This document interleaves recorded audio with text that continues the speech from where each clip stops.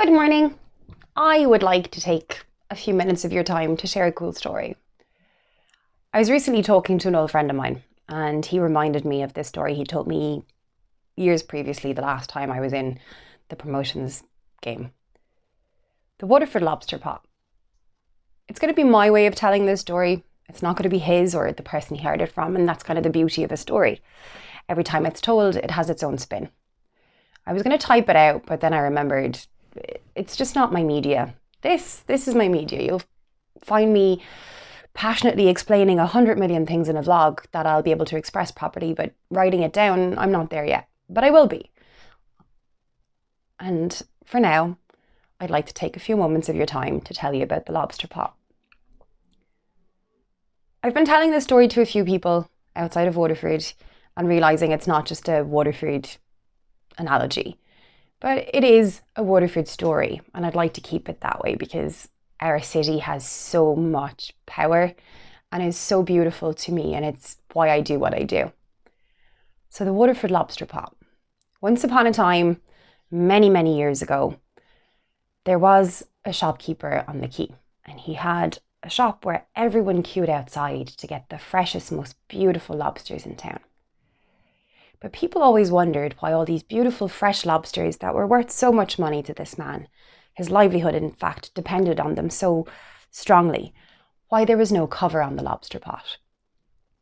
There was this one guy, he just couldn't get this out of his head. So after years of purchasing his lobsters, eventually he got brave enough to ask, why is there no cover on the lobster pot? Are you not worried that these lobsters are going to get out? And the shopkeep just went, no.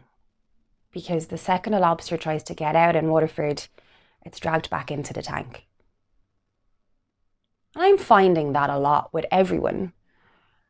We all seem to be consumed by our ego or our pride, or we're so busy wanting to succeed that we believe that by blowing out someone else's candle, we're actually going to shine brighter ourselves. But that's not how light works. By diminishing someone else's light, you're actually taking away from the bigger picture. The more lights are shining, the brighter we shine.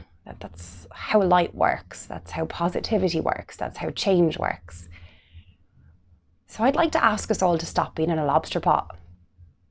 Be the change you want to see. Be that positive force. Be that light. Help someone else be a light. That's what I do.